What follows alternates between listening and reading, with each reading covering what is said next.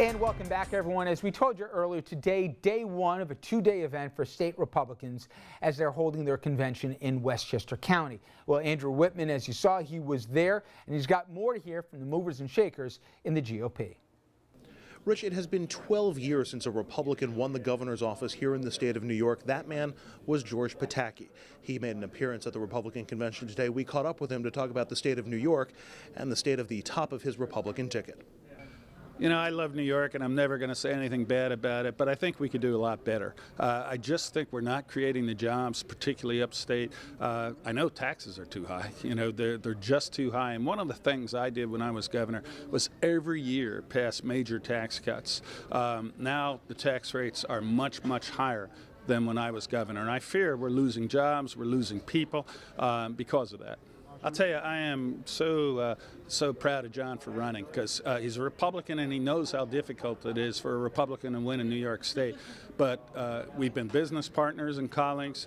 He was one of the key people running my administration, and he's shown me that he works across party lines. It doesn't matter if you're a Republican, Democrat, conservative, liberal. What he does is put the people's interests first, and that's what John Cahill will do as Attorney General. He's from Yonkers. He's from one of the great cities of this state. He grew up in the Hudson Valley and knows the Hudson Valley, and I just think this state could not have a better Attorney General than John Cahill. I've worked with Rob, and when you look at Westchester, it is one of the most diverse counties in the state. It's a county with more Democrats, and Rob has been not just an elected official, but an executive, and it's different being an executive, and he has shown that he can run a major government well, that he can create the bipartisan coalitions that you need to be able to succeed both politically and, more important, governmentally, and that he can reach out and have independents, Democrats, support him electorally and in government so that you can get things done. And I think that's what we need in Albany. Put aside the partisan politics, put aside trying to demonize the other side. Let's find common ground, work together, put the people's interest first, and that's what Rob Astorino will do, and that's what John Cahill will do. Pataki's influence in today's Republican Party continuing to the Attorney General nominee, John Cahill. He was a former chief of staff for George Pataki. He accepted the nomination this afternoon, and I spoke with him just afterwards. And we're joined now by the newly minted Republican nominee for Attorney General, John Cahill. Mr. Cahill, Mr. Nominee, thank you. Thank you. Wonderful to be with you. You spent a lot of time at the podium today complaining about the current Attorney General, Eric Schneiderman, which begs the question, how much of your candidacy is because you want to be Attorney General, and how much of it is because you don't want Eric Schneiderman to be Attorney General? Well, this is really about the people of New York. It's really not about me. It's about somebody who's going to serve that office to be the people's advocate, somebody who's out there fighting for everyday New Yorkers, make their lives better, create opportunities in education, create opportunities in the economy. I believe my background gives me the opportunity to do that for the people of the state of New York. But this is not about me, and frankly, I don't think it should be about my opponent. I really think it should be about the future of New Yorkers. As part of the speech that you gave, you focused quite a bit on Schneiderman not focusing on issues, scandals in the Assembly, particularly when it comes to Vito Lopez and when it comes to Shelley Silver. How does that square with the mission that you just gave, where you said, well, this isn't about me, this isn't about individuals, this is about regular folks? It's, you know, a scandal's a scandal, but that doesn't necessarily impact regular folks in the way that you were just saying. I actually think it does, because regular folks want to know that they have integrity in government. And when you have an Attorney General who's not using his office to protect government, to protect our citizens from misdeeds in government, that's a disservice. So it isn't whether it's you're Republican or whether you're Democrat, it's whether you're doing the right thing in your role as a public servant. So I think that is a critically important role for the Attorney General, to ensure we have confidence in our government, we have confidence in the process, and we have seen failure after failure of that in Albany, and I'm committed to making a change.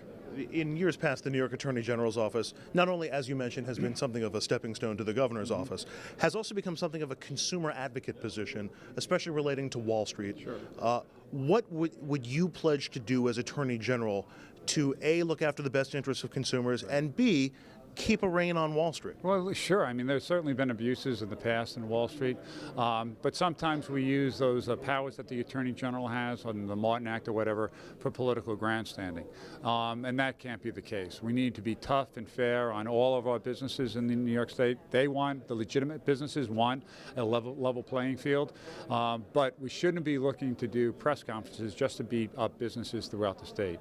And as Attorney General, I would be committed, as I have in my time in government, to be firm but fair with businesses in New York State, and that's frankly a big difference than what it has been over the past several years. Can you give some examples of where Eric Schneiderman either has used the position as, for you say, for just press conferences, or has been unfair to businesses? Well, I think the issue of getting a settlement from J.P. Morgan and basically looking for him to decide how the money would be spent is inappropriate. That's the people's money. That's not an Attorney General's money.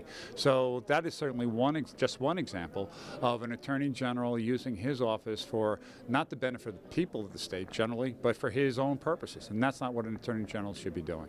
Have you had a chance to coordinate your campaign and the messages of your campaign with Rob Astorino to see where the two of you fit together and how you might present a united front? Well, I mean, we're talking about opportunities. We don't sit down and strategize every day, but we share common philosophical beliefs about the role of government.